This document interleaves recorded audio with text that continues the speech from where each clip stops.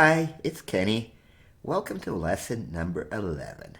As I mentioned in lesson number 10, that was the end of what I was calling grade 1. We are moving up to grade 2. So this first lesson is purely technical. I'm not going to learn any pieces this one. We are in the next one, of course, and all of them following. But I have to up the grade level a bit. All right, so I'm going to teach you a little more, up the level of the scales, up the level of the chords, just make things a little more difficult in general. Okay, first of all, we'll talk about the scale. Remember the C major scale? I'm going to do everything back in C major again because, hey, it's the easiest way to teach it and the easiest way to understand. But all I taught you was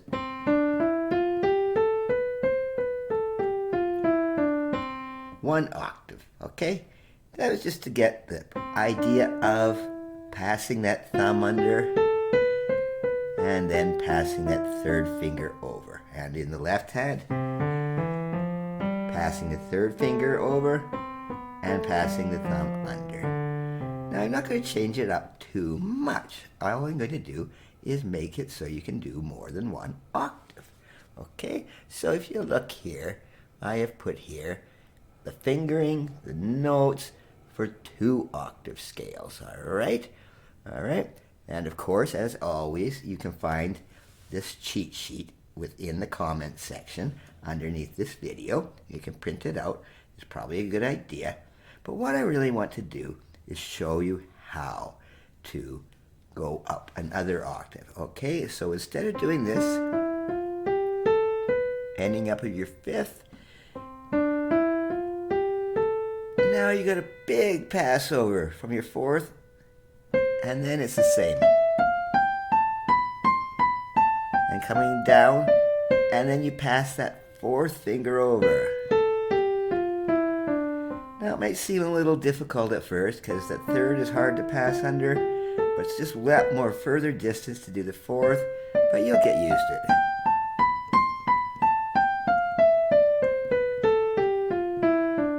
Just a little more stretching, and where this comes into play is right here, okay? It's where it says 4 and then it goes to 1, because you were going from 4 to 5, but now we're going to go 4 to 1.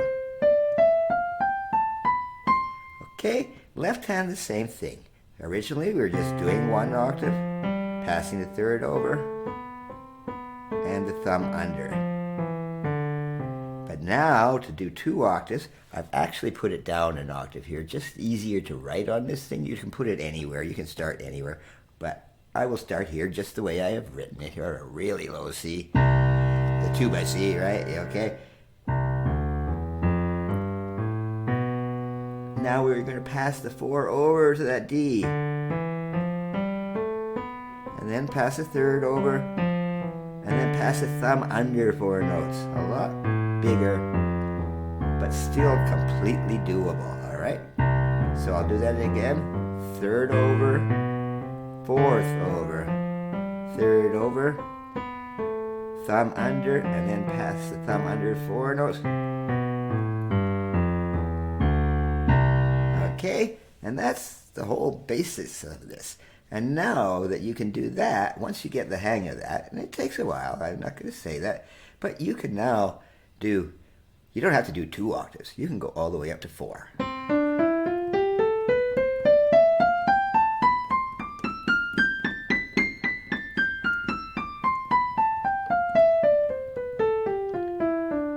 Okay, you can do as many as you want. All the keyboard if you really want. Okay, same with the left.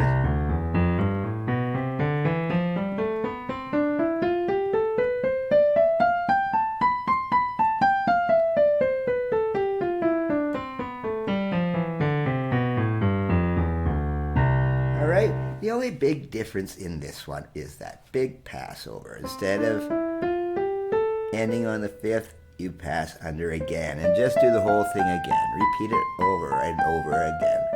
And as always, just start off slow. You don't want to do these things fast. You don't want to hurt yourself.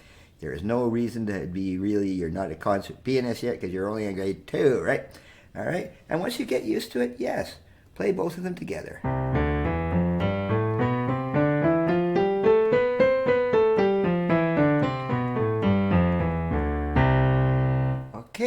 It can be done. You're going to make mistakes. I make mistakes all the time, and it's going to happen.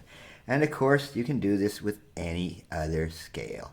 All right, I'm not going to get into the flat keys, as you probably remember in the 10th lesson we were into B flat, which has different fingerings, and I'll get into that again. But G major, for example, you same fingering.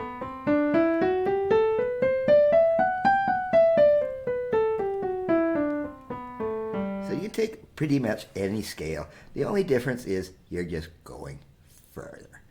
The next thing I want to talk about is the concept of the arpeggio. Let me get this thing up here. Where's my arpeggios here? Okay, this whole top line here. Now, this is very strange thing, okay? All an arpeggio is the basic chord, the C, E, G chord, but you're just stretching it out, okay? And that's a big stretch. You're here on your third finger there, and ooh, that's uncomfortable at first, and then passing your third way over there. Okay, I got the fingerings all there, but basically you're going 1, 2, 3, passing over that thumb, and back down, and passing over that third again. All right? Now, arpeggios are very useful. You might not think, they're not very comfortable at first, but you might not think, what good is this thing? Well, you know, if you hear some fancy pianists doing crazy stuff like this, that's just an arpeggio. Nothing fancy to it. Once you learn it, it's very simple. There's nothing fancy to do all this. All right, it's just a trick, really, but it's just technical. Same with the left hand, and it seems a little stranger.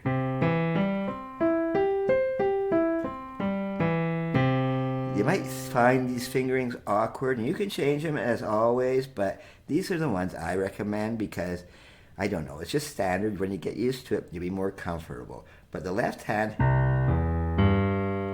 very simple. 1, 5, 4, 2, 1, and then you pass this fourth over to the E, and then thumb under. And that's what's known as an arpeggio. Again, it can be done in any other key. It can be done in D. It can be done in every key. But right now, just practice on C. As always, it's the simplest way to do it. Okay? Now, that again is something you can do 4 octaves. See,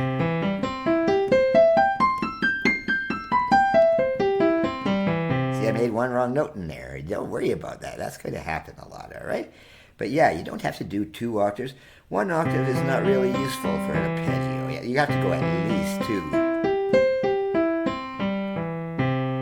But that's all an arpeggio is. All you're doing is doing the C, E, G, the root chord. That root chord, that C, that major chord, that first chord. It's just skipping the notes, actually. So it's actually a sort of a scale where you're skipping notes. But it can be fun to play. Okay? Nothing to it. It actually is. It'll take a while to practice. But it's a lot of fun sometimes. Okay, and off to the next and final topic here is these chord inversions. I've discussed these before, but never got you to really practice them too much, all right? And these fingerings are a bit ugly, but all the chord inversions again are is C chord, C, E, G, and then the first inversion, E, C, E, G, C, second inversion, G, C, E, and then the root position again. But what you want to do to make this exercise is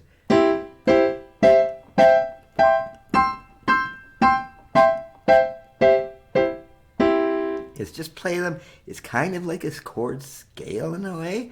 All right, those are all the same chord. Those are all C major chords, but it's just a different way to play it. This is just as much a C chord as this. All right, and same with the left hand.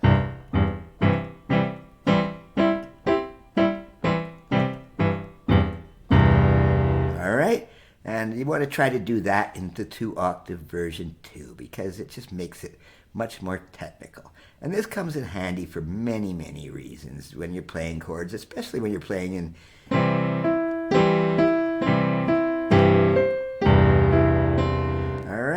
it doesn't seem like too much, but you want to just hear those nice major chords. It's not always going to be major. Of course, you can do these in minor scales. But for now, we'll just stick to the major one. So we're back to the key of old C major, which guess what? We were at lesson 1. Now we're at lesson 11, and we're back to C major. But just practice them very slow.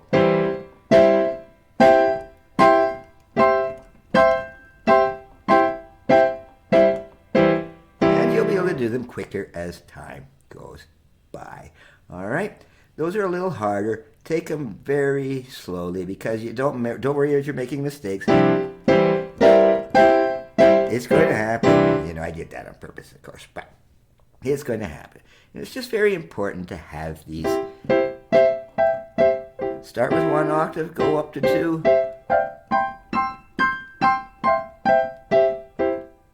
Just practice them at your own speed. That's all I basically have to say about lesson number 11. As I said, we're going to have some slightly different, more difficult pieces next week, or next lesson, lesson 12. It may not be next week, but it's going to be coming because I have to do theory and ear training as well, as you should know. But we're going to learn a piece by Beethoven, okay? And it's going to be slightly more difficult than pieces in the last 10 lessons. The next 10 lessons, including this one, are what I call grade 2. It's going to be a little more difficult, but it just progresses smoothly. Well, thank you very much. That was lesson 11. I will see you next time.